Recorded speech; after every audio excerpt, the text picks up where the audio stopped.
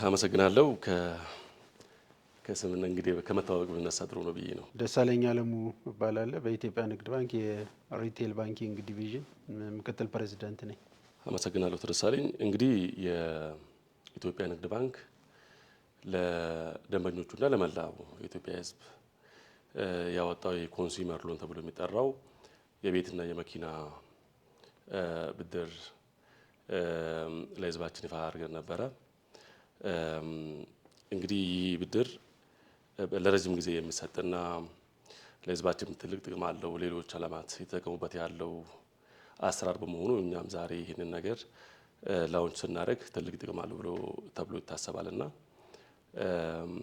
እርስዎ ይህንን እንዴት ይገልጹታል? ንግድ ባንክ ለምንድን ነው ይህንን ለሕዝባችን ላውንች ማስታወቅ ያስፈለገበት ሁኔታ ምንድን ነው? እንግዲህ ያው ሁላችንም እንደምናውቀው የራሱ ተጠቃሚ ማህበረሰቡም የሚያውቀው ንግድ ባንክ ለትልልቅ ባለሀብቶች ነው እንጂ ለትንሽ አስቀማጮች የብድር ችግራቸውን የፋይናንስ እጥረታቸውን አይሸፍንም የሚል የቆየ ሮሮና ያው ቅሬታ አለ።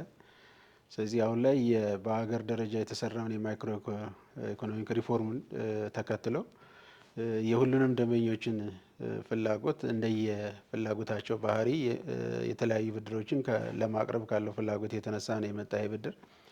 ስለዚህ አሁን እነዚህ የቀረቡት ብድሮች እንግዲህ ባንኩ ደንበኞችን እንደየተሰማሩበት የስራ ከፋፍሎ ነው ያለውና ይህ ብድር የሚያገለግለው በንግድ ዘርፍ ላልተሰማሩ ወይም የንግድ ፍቃድ ለሌላቸው ግለሰብ ደንበኞቹ ነው ማለት ነው። ስለዚህ ብድሮቹም ሁለት አይነት ናቸው። በኮንሱመር ብድር ስር ያሉት የቤት ብድርና የመኪና መግዣ ብድር ነው። የቤቱ ሲባል ዘርዘር ያለ ነው። መስሪያ ሊሆን ይችላል፣ ማደሻ ሊሆን ይችላል። እንደገናም ደግሞ መጨረሻ ግንባታ ላይ ተደርሶ እሱን ታሳቢ ተደርጎ የቀረቡ የብድር አይነቶች ናቸው ማለት ነው። ስለዚህ በባንኩ እምነት እነዚህ ብድሮች የክሬዲትን ወይም የብድርን ዲሞክራታይዜሽን አንዱ ለደንበኞቼ የማሰርጽበት ነው ብሎ ከማመን አንጻር ነው እንግዲህ ብድሮቹ የደንበኞች ፍላጎት መሰረት አድርገው ወደ ተግበራ የተገባበት ማለት ነው። ባንካችን ኢትዮጵያ ንግድ ባንክ ይህንን ብድር ሲያቀርብ ቫልዩ ምን ይሆናል ብሎ አስበዋል? ለሕዝባችንም ሊሆን ይችላል፣ ለባንካችን ለተጠቃሚው ማለት ነው። ቫልዩ በምን ደረጃ ሊታይ ይገባል? ይህ የብድር አሰጣጥ እንዴት ብናየው መልካም ነው ብሎ ያስባሉ? ይሄ ብድር በጣም ይጠቅማል ብለን ነው እንደ ባንክ የምናስበው። እንደው ለአብነት ያክል እንዲያው ሁላችን ቤት ሰርተን እናውቃለንና ይበቃናል ብለን ቤታችን ከጀመርን በኋላ 70-60% ላይ ደርሰን ይቆምብናል። ስለዚህ ቀሪውን ለመጨረስ ረጅም ጊዜ ነው እንግዲህ የምንቆጥበው ማለት ነው። ስለዚህ ባንኩ አሁን እንደዚህ አይነት ቀዳዳ ይፈታል።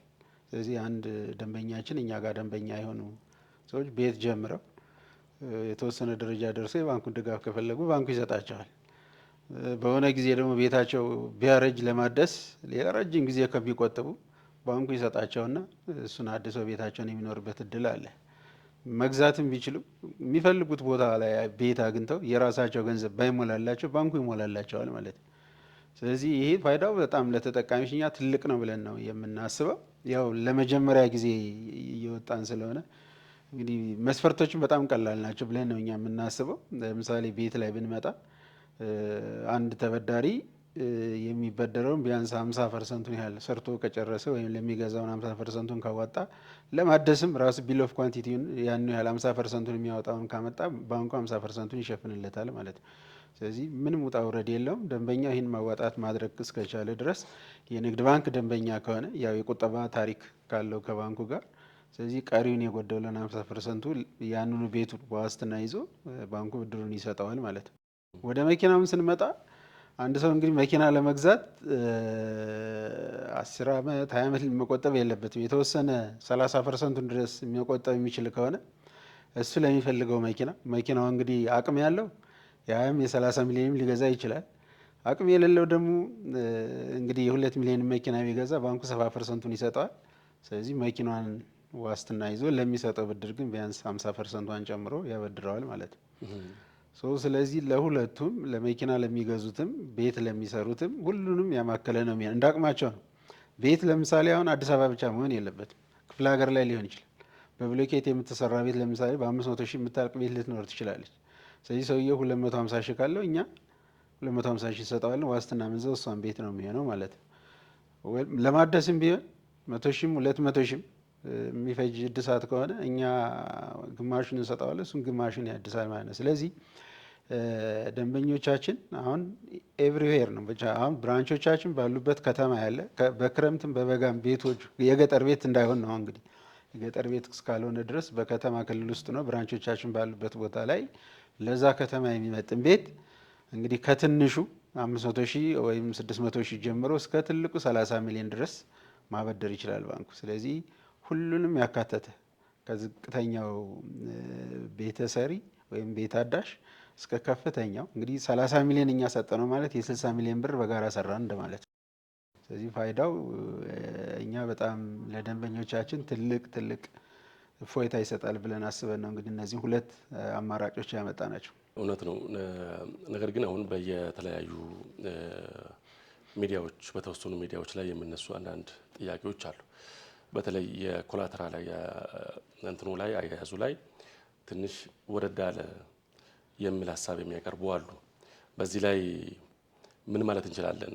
እንግዲህ እንደ አጋጣሚ እኛም በተባረረ እኔም ራሴ አይቼዋለሁ፣ ግን ሳይገባቸው ነው እዛ ትንታኔ የሰጡት ወይም እንግዲህ የባንኩን ባለሙያ አልጠየቁም፣ በራሳቸው ካልኩሌት አድርገው የሄዱበት ነው። ስለዚህ አሁን ቤት ላይ ብንመጣ አሁን እኛ የምንሰጠው 50% ነው ብለና ፋይናንስ የምናደርገው ቤቱን እኩል ነው የምናዋጣው። ተበዳሪው 50 ያዋጣል፣ እኛ 50 እናዋጣለን። ስለዚህ ዋስትና ምን ይዘው ያን በጋራ የምንሰራውን ቤት ነው። ስለዚህ ያ ቤቱ ግን ኦልሬዲ ስለተያዘ ያው 100 ብር ቢሆን ብድሩ 50 ስለሆነ 100 ለ50 ስታካፍለው 200% ይሆናል አይደል? 200% ምናምን ብለው ጨማምረው ነው እነሱ እንትን ያሉት። እንደገና ደግሞ ተበዳሪዎቹን እዛ ላይ እነሱ የገለጹት ምንድነው ትልልቅ ተበዳሪ አድርገው በትልቁ ነው ያሰሉት። አሁን ቅድም እንዳልኩ ግን እኛ ግን ከ500 ከ200 ብር ጀምረን ለደንበኞቻችን የምንሰጥበት እድር አለ። ማደሻ፣ መስሪያ፣ መግዣ ስለሆነ ብዙ ነው እዛ ውስጥ ያለው ዘርዘር ያለ ነገር እና ሳይገባቸው ስለሆነ ነው።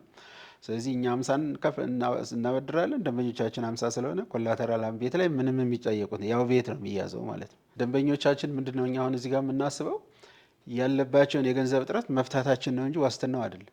ዋስትና ዋንስ ከተመዘገበ ዳቸውን ካልከፈለ በስተቀር እንትን ቤት ላይ ይሄ ነው ያለው።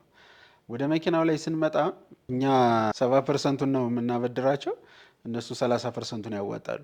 ስለዚህ የምንይዘው መኪናውን ነው። መኪና በባህሪው ያው ቶሎ ዲፈርሼት ስለሚያደርግ ባንኩ ደግሞ የሚከፍለውን ብድር ቶሎ ማስመለስ እንዲችል ዲፎልት እንዳይኖር የምንሰጠው ብድር ላይ ቢያንስ ተጨማሪ ዋስትና ቤት እንጠይቃለን። መኪና ላይ ተጨማሪ ዋስትና ቢያንስ ከምንሰጠው ብድር ላይ 50%ን ሊሸፍን የሚችል ማለት ነው። ይህም ግን ወደ እንትን ስናሰላው እንደ ቤቱ መግዣ ስናሰላው ከ200% አይበልጥም። ስለዚህ አሁን መኪና ላይም የተባለው ነገር ምንም አይደለም። መኪናውን ሲደመር ይሄ ሌላ ብድሮቻችን ላይም የምናደርገው ነው። የመኪናን ግምት ዝቅ አድርገን ነው የምንገምተው እኛ ወደ 50% ብቻ ግምት ዝቅ ስናደርገው ብድሩ እዛ ላይ የሚሄድ ከሆነ ተጨማሪ ዋስትና ያንን ለመደገፍ እንይዛለን ማለት ነው። ስለዚህ እዛም ላይ እንደተባለው በጣም እንትን ያለ ሳይሆን ደንበኞቹ በሚፈልጉት ሌብል እንደየአቅማቸው የሚስተናገዱበት እድል ነው ያለው ማለት ነው። እኛ የምናበድረው ጣራ አለ ለመኪና እስከ 10 ሚሊዮን ነው፣ ለቤት እስከ 30 ሚሊዮን ብቻ ስለሆነ ቀሪውን ራሱ ሸፍኖ እኛ ልንሞላለት እንችላለን ማለት ነው። እና ቀጥታ ብራንቾቻችን ጋር እየሄዱ ከዛሬ ጀምሮ ብድራቸውን መጠየቅ ይችላሉ። መጨረሻ ላይ እንደ እርሶ ለተበዳሪዎቹም ለሚያበድረውም ጠቅላላ ያለ መልእክት ካሉት መልእክቱን እንቀበል። ያው መልእክቴ የሚሆነው ሰራተኞቻችን ደንበኞቻችን ካስረዷቸው እዛ ሚዲያው ላይ የሚናፈሰውን ሳይሆን እውነታውን ተረድተው አንዱ ለአንዱ እየነገረው ምንድነው ከኛ ከምንነግረው ሚዲያው ከሚለው ደግሞ ጓደኛው ይነግረው እያመነ ቤተሰቡ ስለሚሄድ ያን ስትራቴጂ ተጠቅመው ደንበኞቻቸውን እንዲያሳምኑ ነው። በወሰዱት ስልጠና ኦልሬዲ ሁሉም ወስደዋል። የሚመለከታቸው ሰራተኞቻችን ይህን እንዲያደርጉ ነው። በደንበኞቻችን በኩል ደግሞ በሚዲያ የሚናፈሰውን የሚባለውን ሳይሆን ባንክ እንደዚህም ጀመረው የሚለው ብቻ ራሱ ሊያመጣቸው ይገባ። ወደ ብራንቾቻችን መጥተው እውነት እንዲህ አይነት ብድር ጀምራቸዋል፣ ይህን ብታስተካክሉልን የሚል ፊድባክ እንዲሰጡን። አሁን ይሄ ጅማሪ ነው። ስለዚህ አሁን እኛ በዚህ ክራይቴሪያ ብዙ ተበዳሪ ይኖራል ብለን ነው የምናስበው። የመጀመሪያ አሰስመንት ዳታችንም የሚያሳየው እሱን ስለሆነ ማለት ነው። ስለዚህ አሁን በዚህ ክራይቴሪያ የተበዳሪዎች ቁጥር የገመትነውን ያህል የማያመጥ ከሆነ ደንበኞቻችን ለመጥቀም እስከ ጣርን ድረስ የተቀመጡትን ገደቦች ማናሻሽበት ምክንያት የለም። ስለዚህ እሱንም እያሻሻልን ይህን አውቀው መቻል መበደር የሚችሉ አሁን በተቀመጠው ክራይቴሪያ መሰረት ብድሩን ብራንቾቻችን እየመጡ ትክክለኛ ምንነቱን እየተረዱ ተጠቃሚ እንዲሆኑ ነው ለደንበኞቻችን መልእክት ማስተላለፍ የምፈልገው ማለት ነው። ለሰጥ መብራሪያ ከልብ እናመሰግናለን። እሺ፣ አመሰግናለሁ።